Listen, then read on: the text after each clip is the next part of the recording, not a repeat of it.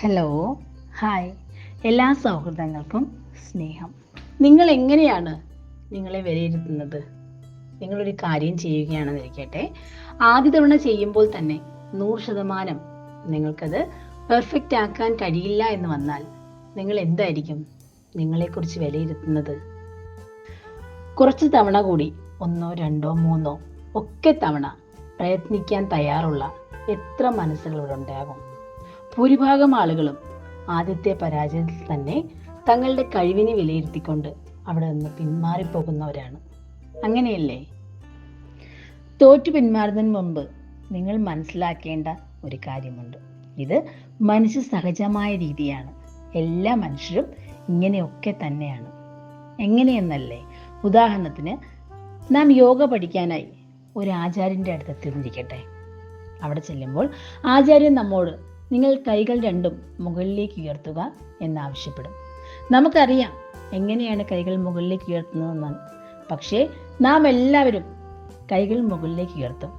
പൂർണ്ണമായും ചെയ്യില്ല, ഭാഗികമായി മാത്രം. ആചാര്യൻ 2, 3 തവണ കൂടി നമ്മോട് ആവശ്യപ്പെടും, നിങ്ങളുടെ നട്ടെല്ല് നിവർത്തി നിങ്ങൾ കൈകൾ നേരെ മുകളിലേക്ക് ഉയർത്തുക എന്ന്.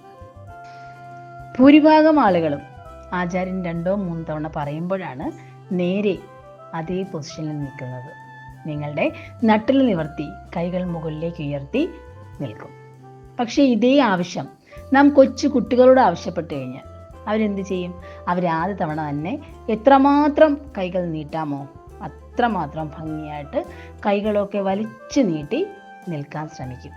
നാം കുട്ടികളായിരിക്കുമ്പോൾ 100% കൃത്യതയോടെ ആദ്യ തവണ തന്നെ ഏതൊരു കാര്യവും ചെയ്യാൻ ശ്രമിക്കും.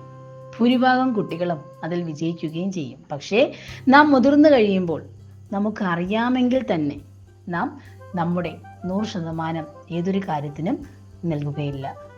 നാം 50%, 70% മാത്രമേ നമ്മുടെ കഴിവ് അവിടെ ആദ്യം പ്രകടിപ്പിക്കാറുള്ളൂ.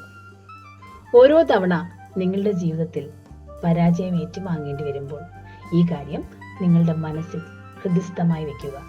നിങ്ങളുടെ 100% അവിടെ നിങ്ങൾ നൽകിയിട്ടില്ല. നിങ്ങൾ ശ്രമിച്ചുകൊണ്ടേയിരിക്കുമ്പോഴാണ് നിങ്ങൾക്ക് പൂർണ്ണമായും അതിൽ സമർപ്പിക്കാൻ കഴിയുന്നത്.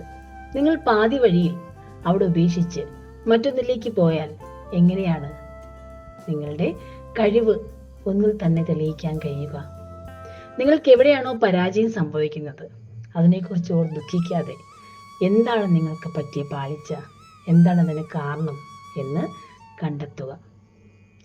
സൂക്ഷ്മബുദ്ധിയോടെ ആ കാരണം കണ്ടെത്തി അതിനെ പരിഹരിച്ചുകൊണ്ട് അടുത്ത തവണ നിങ്ങൾ ശ്രമിക്കുമ്പോൾ, നിങ്ങളുടെ ശ്രമം തുടർന്നുകൊണ്ടേയിരിക്കുമ്പോൾ നിങ്ങളുടെ 100% അവിടെ നിങ്ങൾ വിജയത്തിലേക്ക് എത്തിക്കുക തന്നെ ചെയ്യും. എല്ലാവർക്കും മനോഹരമായ ഒരു ദിനം ആശംസിക്കുന്നു.